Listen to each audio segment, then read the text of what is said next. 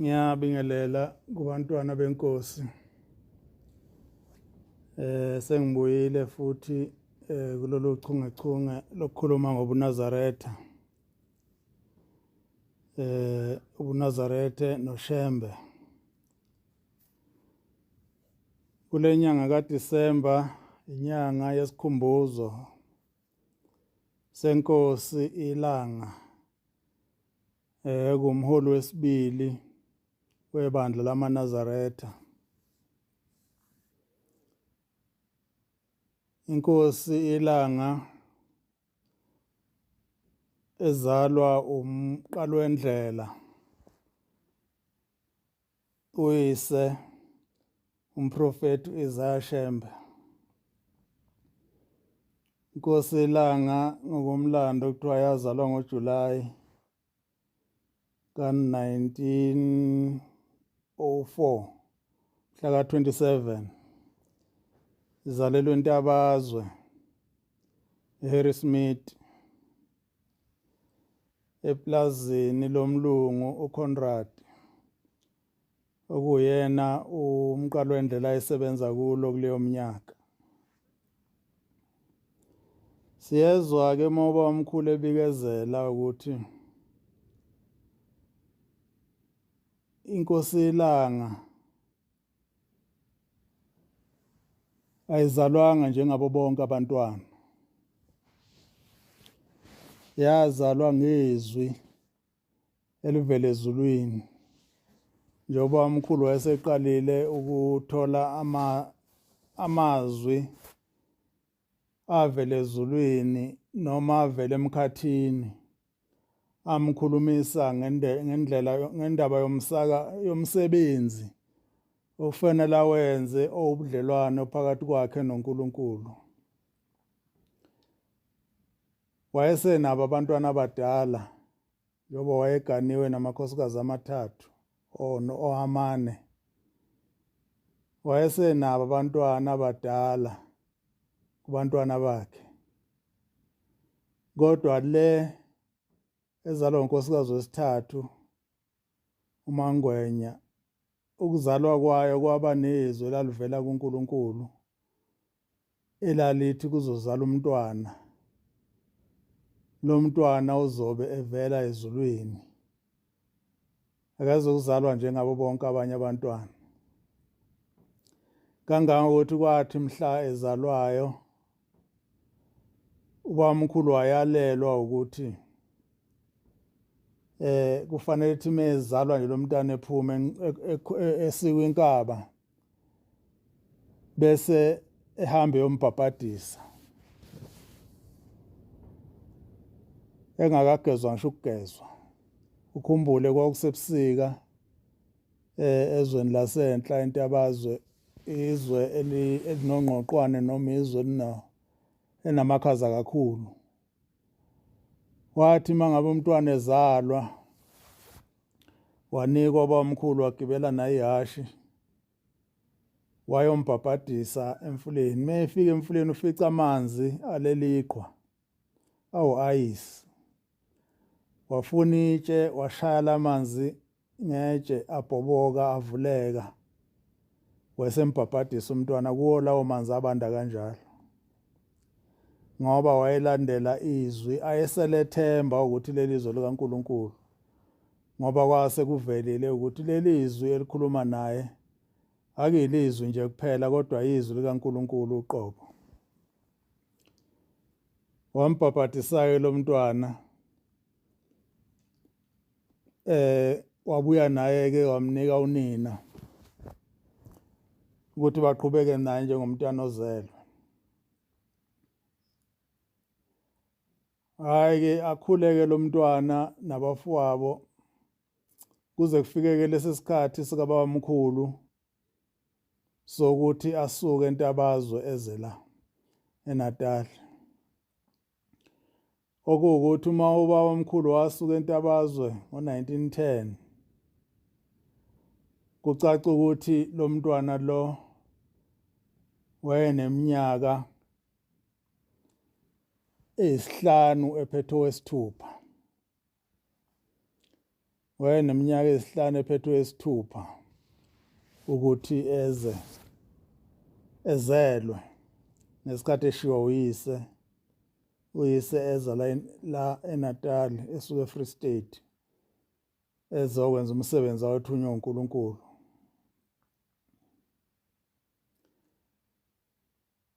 Babekela abantwana bakhe ubamkhulu abasebesele emva kokufelwa abantwana abaningi ngenxa yokunqaba ukuthatha umsebenzi kaNkulunkulu, kwaze kwasala abantwana bakhe abathathu kubafana namanye kamantombazane, khona amanye amantombazane asala, kodwa kubafana bafa bonke abantwana bakhe, kwasala abantwana abathathu okwaba ngokubudala kwabo. Okwasala ubaba omdala okwakuthiwa ubaba uStanelo Isaac, wayezalwa unkosikazi omdala. Kwasala inkosi Ilanga ngokubudala kwabo, eyayizalwa unkosikazi wesithathu. Kwasala ubaba inyanga yezulu owayezalwa unkosikazi wesibili kubafana. Shuthi umama ngamunye wayesele nengane yomfana 111 kulabo mama bathathu. Lo wesine anginawo umlando wakhe. Wathi ubamkhulu mesezela eNatal, ngoba ngiqonde ukukhuluma kakhulu ngobudlelwano phakathi kwenkosi Ilanga noNkulunkulu, angikho kakhulu empilweni yayo eprivate, ngigxile kakhulu empilweni yayo noNkulunkulu.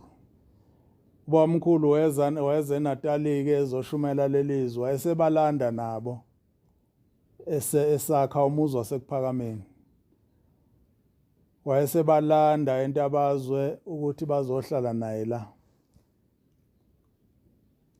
Wabalanda la ko-1913 something like that.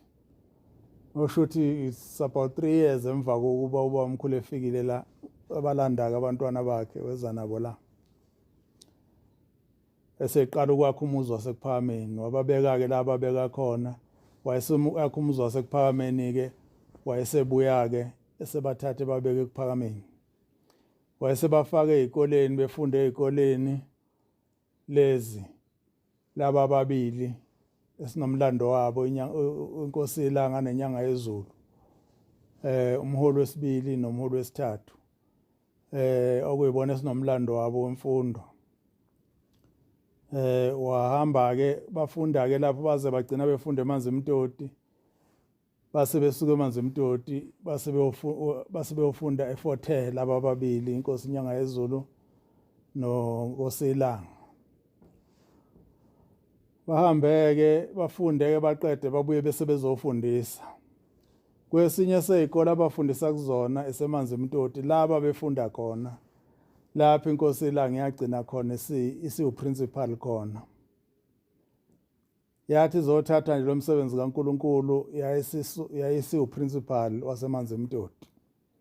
Yayisencane kakhulu futhi ngalezo y'khathi, yayila ko-30 years, 29-30 years lapho ithatha ukuba u-principal waseManzimtoti. Kwathi-ke ubamkhulu eseqala ebikezela indlela yakhe yokuhamba, wayese Koli buza uNkulunkulu, angisho njalo, wabuza uNkulunkulu ukuthi, Baba, uma ungithatha lo msebenzi ongithume wona uzosala uba yini? Ubani ozosale uhola lo msebenzi ongithume wona uma ngabe usungithatha mina manje? Ngoba nawo ubamkhulu wayengazi noma ibandla lizosala kubefundisi ayesebagcobile, and la befundisi ayebagcobile bezosala beliqhuba into elivangeli uNkulunkulu ayemnike lona uShembe lobuNazaretha, noma bazosala belithatha ibandla beliphinisele ey'nkonzweni abebephuma kuzona labo befundisi. enkonzweni engabugcina imithetho kaNkuluNkulu. Wahamba-ke wayolinda ey'ndaweni ey'ningana. Kodwa indawo alinda kuyona kakhulu iseNtanda. WayeseNtanda la ebuza khona kuNkulunkulu ukuthi kuzosale kwenzekani. Wathi mebuya lapho ubamkhulu wayesethi uNkulunkulu umphendulile. Wayeseqamba isihlabelelo sika 218 ezihlabelelweni zamaNazaretha esithi izanu wemazulu siyibonile inkosi yenu. Thina sivela kwelizayo siyibonile inkosi yenu amehla waphathelwana. Inhle kangaka inkosi yethu. So leso sihlabelelo siqamba ngoba uNkulunkulu semphendulile. Umphendule wathini uNkulunkulu? Wathi uNkulunkulu mayebuza uShembe ukuthi uma ngabe hamba yena kuzosale kwenzekani ekuphakameni? Kuzosale kwenzekani ngobuNazaretha? Wathi uNkulunkulu kuzokwehla mina ezulwini ngizohola ibandla. Kuzokwehla mina ezulwini ngizohola ibandla. Uma ngabe esemkhombisa ke ubunjalo bebandla emva kwakhe. Wamkhombisa ibandla lisuka enkanyezini le ngaphakathi lize liyofika enkanyezini kwabheka bezayo ukugcwala amaNazaretha. Amanye evunule yonke imvunulo yasekuphakameni. Wayesemyalela-ke ukuthi njengalokhu wayemiyalele ngesikhathi edakobhabhadisa umntwana. Namanje usesho khona lokho ukuthi uzokwehla yena ezophatha ibandla ngoba lo mntwana oyehlile kwakwehle yena uqobo uNkulunkulu. Ukuthi uyena wangena kulo mntwana ukuthi uyena ozosala ehola leli bandla. Yileso sizathu noma engasibekanga ubaba omkhulu esenza ukuthi athi ubaba omkhulu mase ekhulumela indaba yokuhamba esethi bantu abami ekhulume ebandleni asenzeni izinto njengokumbiwa komgwaqo wasenhlangakazi lo mgwaqo yaphezulu wathi asimbene umgwaqo ngoba ongithumileyo hleze asisole mefika ngoba isiyeza inkosi isihleze isisole masifika ukuthi asenzanga ngani ngoba yona ngeke ihambe ngeenyawo yobe sihamba ngemoto. Mhlamba isisole ukuthi asombanga ngani umgwaqo. Kanti futhi noma efika inkosi uma ngabe kukhona ekushintshayo kulezi zinto engizenzileyo nize ningayisoli ngoba iyona engithumileyo iyinkosi enkulu yamaNazaretha. Lokhu kushiwo uyena ubaba omkhulu uthi iyeza inkosi enkulu yamaNazaretha. Ingakho kwathi usezohamba egcina ukushumayela ekuphakameni. Wathi mesephuma esethi bantu abami inkosi siyasifuna isihlalo sayo angisakwazi ukuhlala esihlalweni sayo ngoba isikhona inkosi isiyasifuna isihlalo sayo. Kangakuthi wathi mesephuma endlini wayesephuma ehamba ngamadolo. Ethi angikwazi ukuma abantu abami angikwazi ukumela inkosi ngoba inkosi isifikile siyasifuna isihlalo sayo. Wayigcina ngalelo langa ubaba omkhulu ukushumayela ekuphakameni. Kwathi mase kufikwe eGospel la eyekhona amakhosazana asemenzela umcamelo ukuthi ahlale kuwona kunokuthi ahlale phansi ocansini njengoba kuhlala abantu. Ayisemenzela umcamelo wayesehlala emcamelweni. Lo mcamelo wagcina usuyisihlalo sikababa omkhulu. Wagcina sekuthiwa uyilathi. Njengoba kuye kungena umcamelo nje uma ngabe kuzongena inkonzo. Okulowo mcamelo kuyisihlalo sikababa omkhulu. Esenziwa amakhosazana. Manje ke lenkosi le esikhumbulayo ngokomlando webandla uyena mnikazi webandla. Ubaba omkhulu wayengumsunguli webandla kodwa umnikazi walo umnikazi webandla kwaba inkosi ilanga ngokusho kukaBabamkhulu ukuthi obengithumile ukuthi ngizomakhela ibandla usiyasifuna isihlalo sakhe usiyalifuna ibandla lakhe ngoba sengilakhile mina. Uma ngabe fike eshintshayo ningamphazamisi ningamphikisi ngoba uyena ongithumileyo. Ukuthi umnikazi webandla esefikile lo yamyalezo washo uNkulunkulu ukuthi kuyokwehla mina uqobo ngizohola ibandla usuyafakazeleka ngosho kaBabamkhulu ukuthi inkosi ezayo inkosi enkulu umnikazi yena ongithumileyo ukuthi ngizokwenza lokho. Mina njengoJohane bezolungisa indlela yokuthi yeze inkosi. UNjengoJohane wayezolungisa indlela yokuthi uyeze uJesu. So ke inkosi ilanga umnikazi webandla lamaNazaretha. Uyena yedwa inkosi owanikwa ukuthi uyinkosi yamaNazaretha. Akekho omunye akushiwo ukuthi amakhosi amaNazaretha.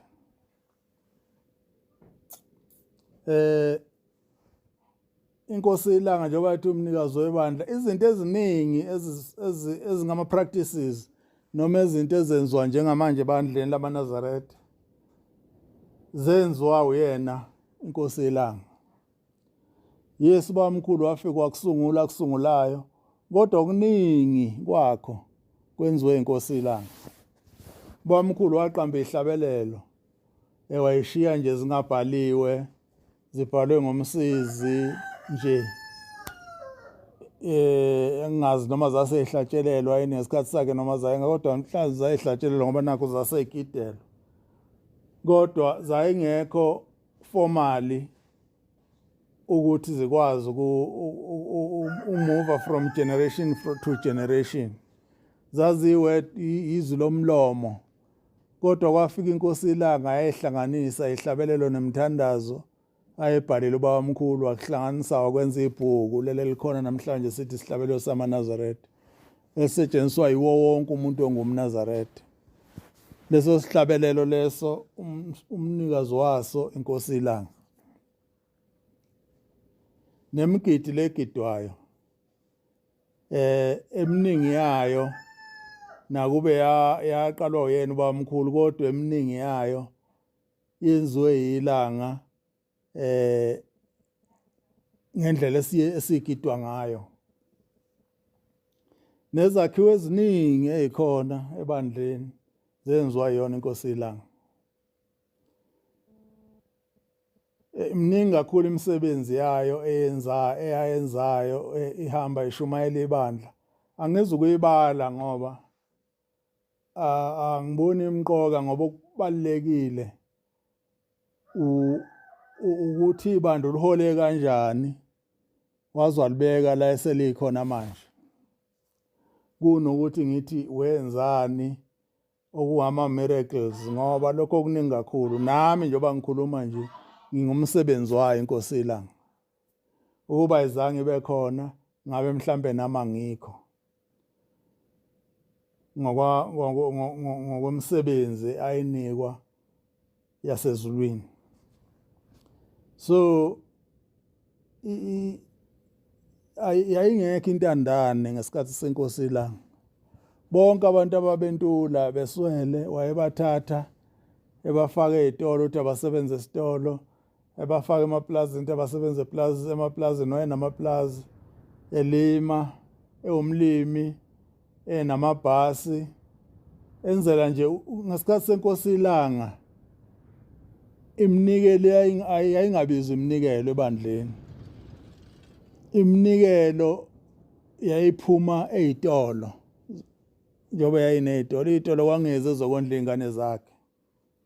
Izitolo kwangeze zokondla ibandla zokwenza umsebenzi kaNkulunkulu.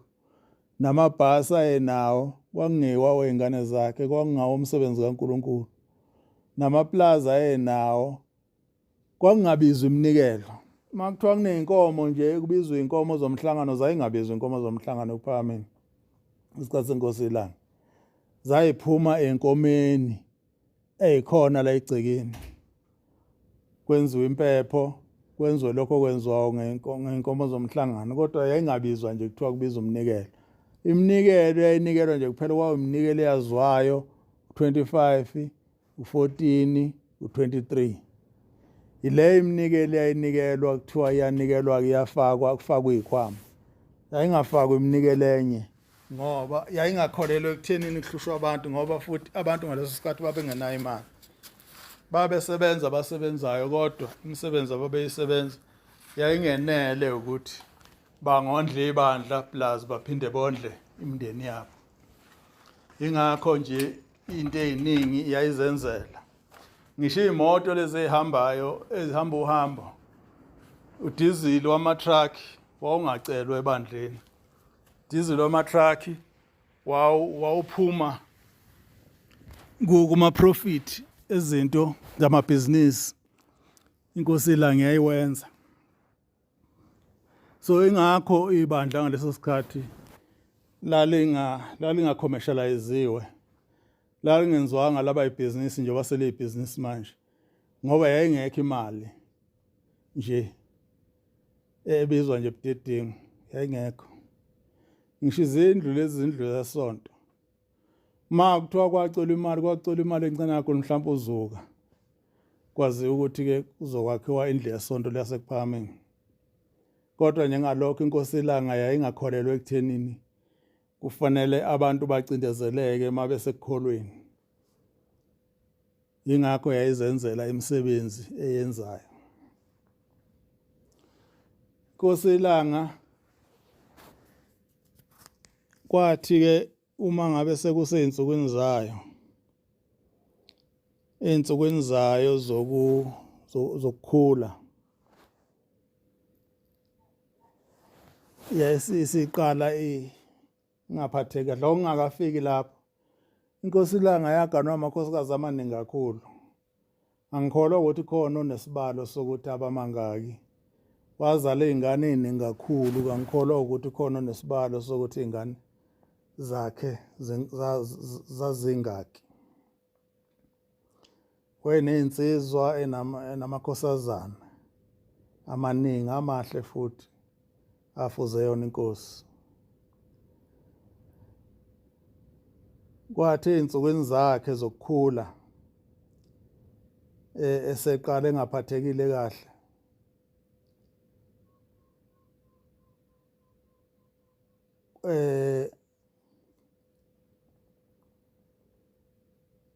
wonke umuntu amaNazaretha abe nento angazi ukuthi lo mkhuba mhlawumbe uyozuphele nini okwazi ukuthi uShembe akazihambele emhlabeni kodwa uyabulawa noma uyathakathwa. Leyo nto ngiyafisa ukuthi ngathi uNkulunkulu angasisiza ikhulekelwe ukuthi iphele ngoba akekho umuntu emhlabeni ongabulala uShembe. Uma kuya ngathi uShembe uyilento esiyishoyo ukuthi uyiyo, akekho umuntu ongabulala uShembe ngomuthi. Futhi noma ngabe kuthiwa kunjalo kunto engashunyayelwa leyo kubantu ukuthi uShembe wabulawa ngomuthi. uShembe uyahamba omkhulu wakubikezela ukuhamba kwakhe. Wakubikezela ukuthi uNkulunkulu siyamfuna okusho ukuthi ngamafuphi khona indlela okufanele ahambe ngayo. Uma esehambela ubaba omkhulu i-cause of death yakhe kwathiwa ube ne-red water okusho ukuthi walunywa isinambuzane ngapha enyakatho ngesikhathi esendleleni eya eMkhayidini. Leso sinambuzane samenza waba ne-red water. Kangodwa wathi esegula izifundiswa zathi azimlandele udokotela. Wafika udokotela wathi udokotela ufuna ukumjova wathi uma engamjova engasinda ubaba mkhulu kulesi sifo esimphethe. Wathi ubaba mkhulu uma ngabe sengijova mina kunabantu engithe abangajovi bathembele kuNkulunkulu bahambe emhlabeni bothi imndeni yalabo bantu iyothi mina ngumuntu onjani othi mase kugula yena bese kuthiwa kajove. Yazi yawuthuka lo mjovo owakuthi uzojova ngathi ningangipatshazeli ngobomvu bamandiya. Yena-ke wayekubize ngaleli gama elidala lamandiya elalisetshenziswa belungu ukucwasa. Thina ngipatshazela ubomvu bamandiya. Wawunqaba lo mjovo wahamba ubamkhulu emhlabeni. Okusho ukuthi ubamkhulu akanjeswanga umuntu. Akekho umuntu owayengamthakatha athola ired water. Kanjalo nenkosi yelanga ekuguleni kwayo yagula isikhathi eside. Ukuthi ukugula kwayo kwakugula okuhambisana ne-hypertension. Lo kuthiwa i-BP kulezi khazi zanamhlanje. Ngenxa yakho ukuthi yayihlala inemsebenzi eminingi, istressekile, inencindezi yemisebenzi ayiyenza wohola ibandla. Inyanga yezulu ayihanjiswanga ukuthakathwa. Yahambiswa ukukhula.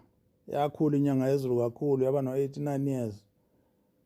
Yaze yaba ne-bypass, ye-heart condition. Yaze yaba ne-bypass. So lokho you can't say ukuthi kwenziwa umuntu. But abantu banenkolelo ukuthi kwenziwa umuntu. Ngizama ukuthini ukuthi inkosi yelanga yagula isikhathi eside i-intact engqondweni yayo. Iphila nje saka engqondweni kodwa kumzimba osukhathele, osohlukumezekile ngenxa yokugula. Ngizama ukuthini ngalokho? Ngizama ukuthi inkosi yelanga yayinalo lonke ithuba ibona ukuthi siyahamba, ukugula lokho kuyiphethe akusayi emuva kuya phambili. Kodwa ayizange ize imbhale umholo elandelayo. Kodwa yamkhuluma neyakhuluma nabo. Isizathu songambhali singathi sidalwa ukuthi wayesemncane umholo wemlandela ngaleso sikhathi. Ngesikhathi ihamba yona. Emncane yini na ingoba uNkulunkulu wayefuna ukufeza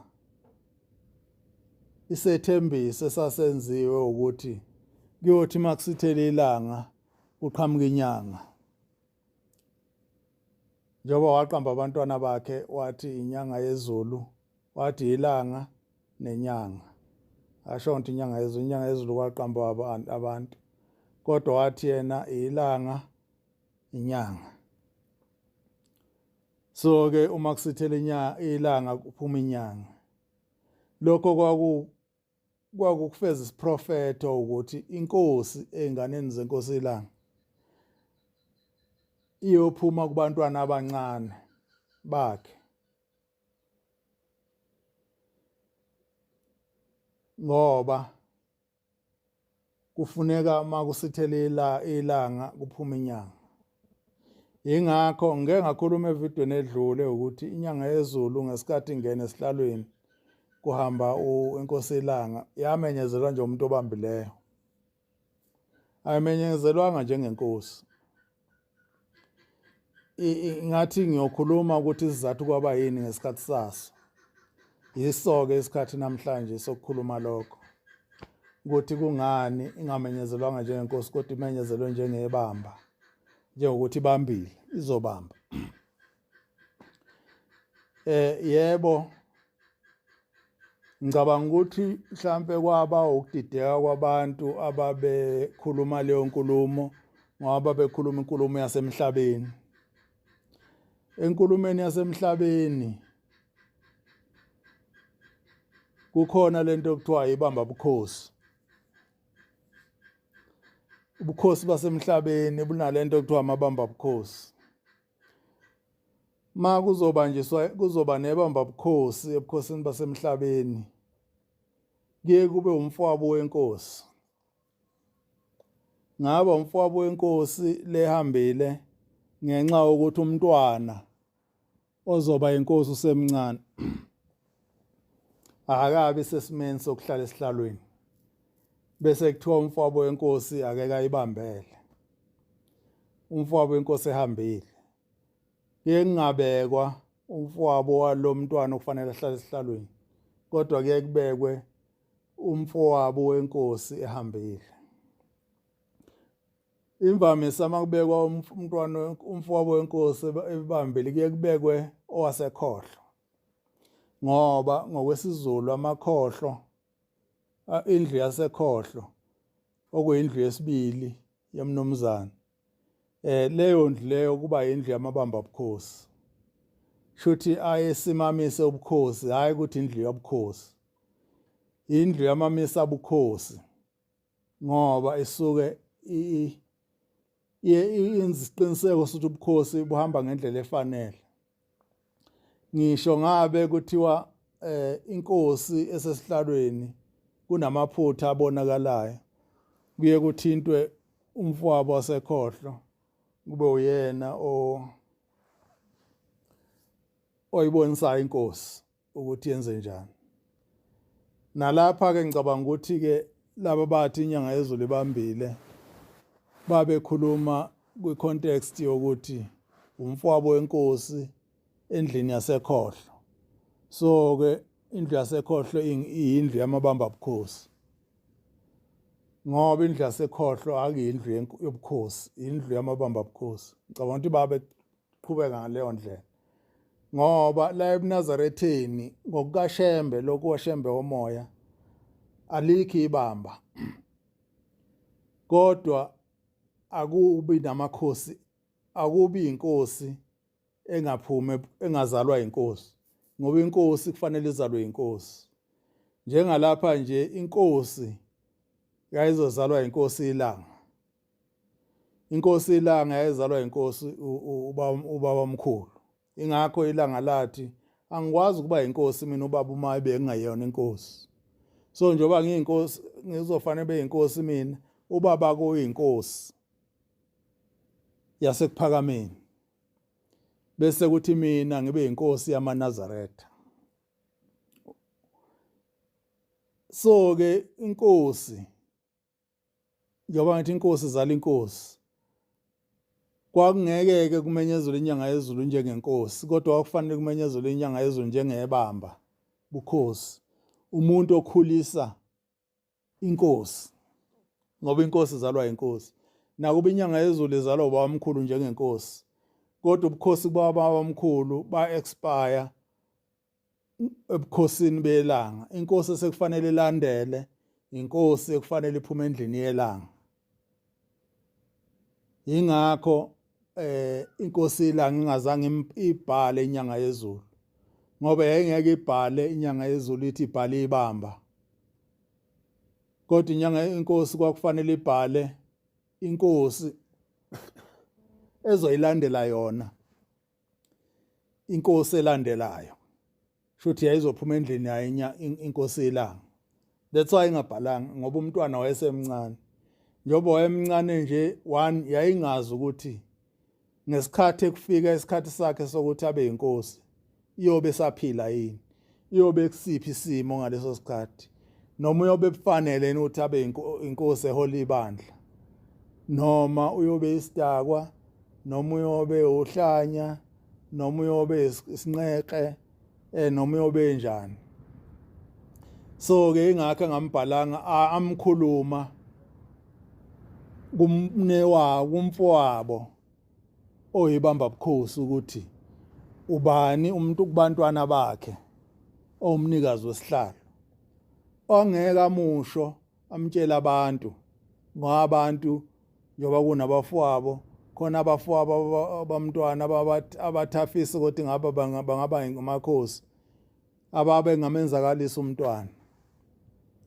So engakho angamenzanga public, wakubeka inkosi ilanga kubantu yathi, maNazaretha kuba nizimboma, ngabe ngiyanitshela inkosi eyolandela emva kwami, kodwa manje ngiyanesaba ngoba nizimboma.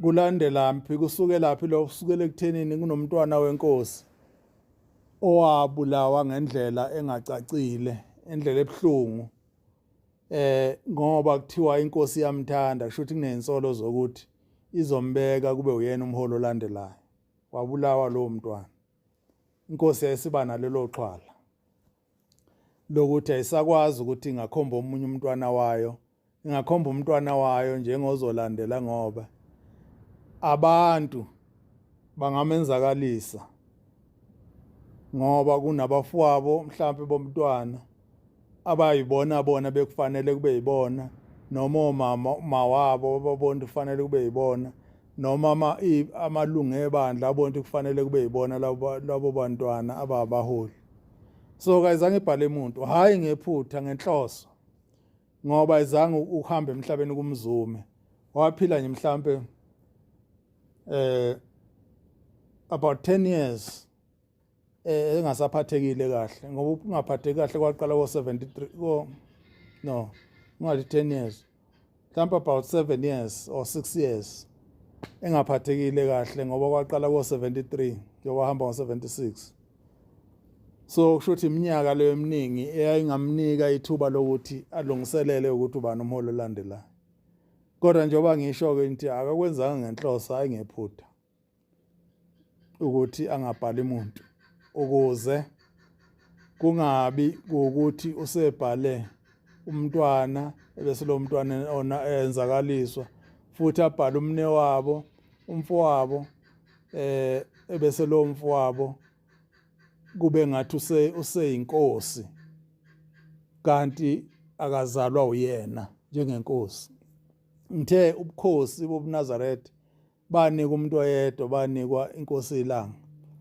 ubaba mkhulu owathi ngibonile inkosi yenu uMaNazaretha inhle kangaka so inkosi yasekuphakameni uShembe ilanga and inkosi izala inkosi ayikwazi inkosi ukuba umfowabo wenkosi kanjalo nje into angazi ngizama ukuthi umfowabo wenkosi akwazi uba inkosi ngoba akazalwa inkosi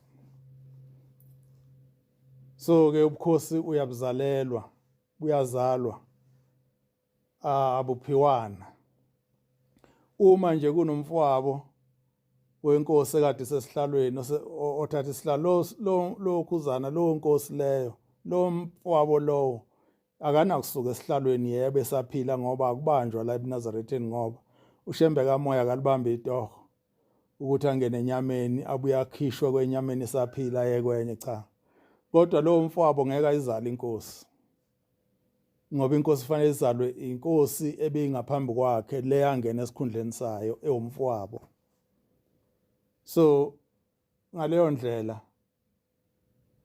ebengizama ukusho ukuthi njengoba kwakuthiwa inyanga yezulu ibambile kwakukhulunywa ilanguage yasemhlabeni kwakhulunywa ilanguage yasemhlabeni kodwa khona okuseqinisweni ngokwasezulwini wayekhulisa inkosi kodwa nakhona inkosi ngisho ngabe isikhulile ngeke aphume esihlalweni kuze kube uyahamba emhlabeni lo suke ebambile so ke engizama ukusho ukuthi ke inkosi elanga ubukhosi obendlu yayo ubukhosi obendlu yayo ukube kuthiwa inkosi eyayizomlandela yayisisesimeni kunencwadi la eBhayibhelini izikronike zesibili sahluko 34 iqala ivesi nje lokuqala inkosi ngithi Josiah or something kodwa khona uJ something yangena esihlalweni na 8 years ingena ebukhosini ithatha ubukhosi bukayise ina 8 years ayizange ibanjelwe umuntu ona 8 years uzongena ezweni esihlalweni semncane lo muntu usalala nonini kodwa ngoba kwakungekho lento yokuthi kufanele kube nomabambelana wangena esihlalweni okushuthi izwe lakhe laphathwa ikhulu zombuso. Manje ke la eNazaretheni akwazi kwenzeka lokho ukuthi umntwana engangena esihlalweni ngisho semncane ngoba kunezinto okufanele ayikhulele ukuze abe sesimeni sokuthi akwazi ukuthi angene esihlalweni abuse umbuso wasezulwini, ngoba umbuso wasezulwini nombuso wasemhlabeni wehlukene. Kunezinto la ezenziwayo zeyinkonzo eyimisiweyo kufanele zenze umholi, manje akakwazi ukuzenza umuntu osemncane ngaleyo ndlela. Ngizama ukuthini-ke? Ngizama ukuthi ukube kwakuthiwa kwaJuda lo mntwana owayezalwa inkosi ilanga wayeyongena esihlalweni ngisho emncane njalo, kodwa ngobe kufanele kube nezinto ezithile azenzayo empilweni ngaphambi angene esihlalweni, akakwazanga ukwenza leyo nto ngoba kusafanele afunde isikole, kusafanele akhule, kusafanele aganwe ukuze abe sesimeni sokuhola ibandla. So-ke ingakho wathi mase esezohamba emhlabeni wathi thina boshembe sazoke sinyamalale, kodwa iminyaka iyoba 30 kuya 40 ebese siyabuya thina boshembe kuyovuka inhlansi emlotheni. Mayethi umuntu kuyovuka inhlansi emlotheni shuthi iziko liyoke lilala umlotha, ebese kufika umuntu thizeni eliphephetha lelo ziko, bese kuqhamuka inhlansi ibisiyokhela lowo mlilo. Yilokho ayekusho ukuthi ngesikhathi samabamba bukhosi noma ngesikhathi samakhulisa nkosi kuyoke kulothe ngendaba obukhosi basekuphakameni, kodwa kuyothi emva kweminyaka ya30 kuya kwa4 ebese iyavuka lenhlansi emlotheni.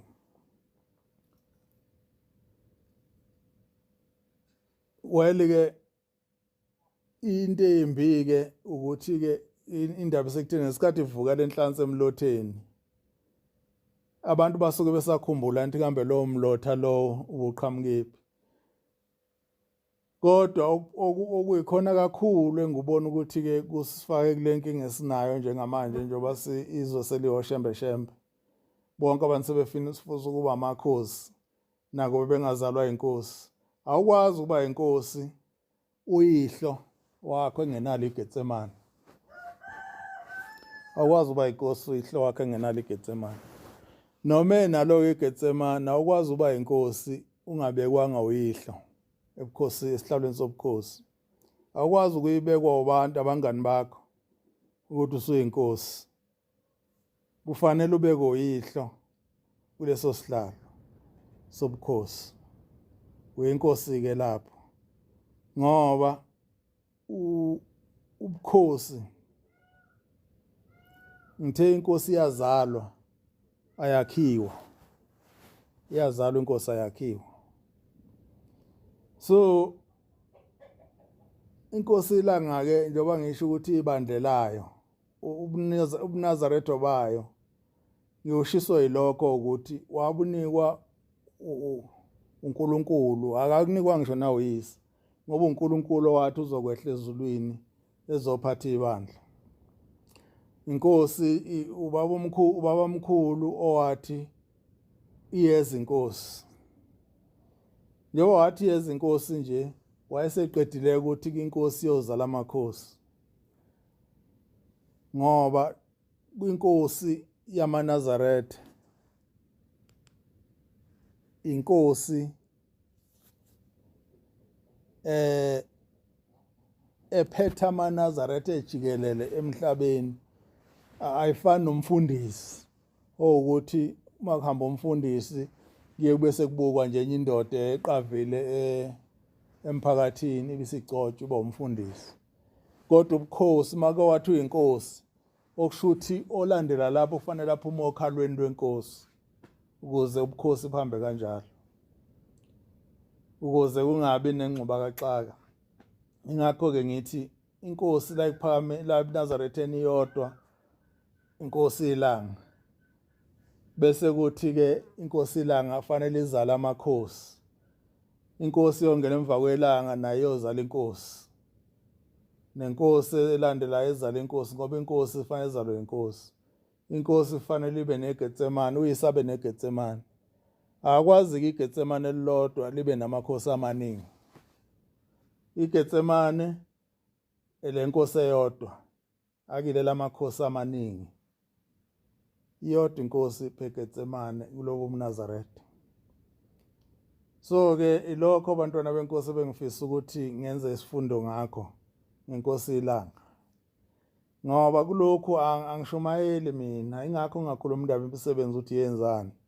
Kodwa ngenza izifundiso, ngenzela isizukulwane ukuthi isizukulwane noma siqhamuka kusasa sifisa ukwazi ukuthi ubani kanti lo, kungani kunjena. Cha, into eyenza ukuthi kube njena nje seyizwa selemakhosikosi ingenxa lento engiyishoyo ukuthi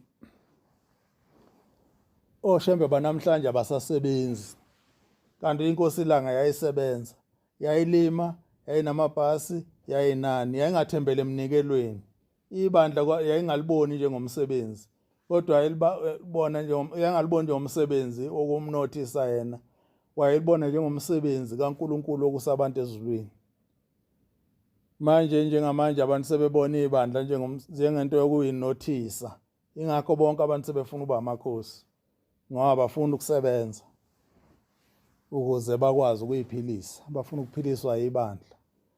Kanti ningakho nabantu banamhlanje ibandla sebelibona njengebhizinisi, bengasaliboni njengento njengenqola yokuthi abantu baye ekuphileni kwaphakade emva kwalempilo. Ileyo nto-ke esihlalise kabi ebandleni njengamanje. Ibandla seli-commercialize-iwe, seliphendulwe lenziwe ibhizinisi. Ingakho nama sekukhona neziqhiqhiqo zamadoda engafuni ukuyosebenza, ezifuna ukuhlala ebandleni, bese ingafuni ukuthi ibandla liphatheke, zifuna ibandla lihlale li-ungovernable ukuze ikwazi ukuzenzela lemkhuba ezenzela yona. Ileso sifundo-ke bantwana benkosi bengifisa ukusifundisa ngenkosi ilanga. Inkosi ilanga uma ukhuluma ngayo ngeke uyiqede. Njengoba ngisho ukuthi umnikazi waleli bandla, ngeke uze uyiqede uma ukhuluma ngayo. Njalo ngisho usuqedile ukukhuluma uvile ukuthi angikhulumanga ngani ngalokhu. Siyohlala siyiphatha nje. Awukwazi ukuhlukanisa inkosi ilanga nobuNazaretha. Awukwazi ukuthi uyiNazaretha uziqhelanisa nenkosi ilanga. Awukwazi. Awukwazi ukuthi uma unjalo umhlubuki. Umhlubuki nje wena, uhlubukile nje. Uma ngabe kuya ngokuthi ebuNazaretheni bakho uyaziqhelanisa nenkosi ilanga.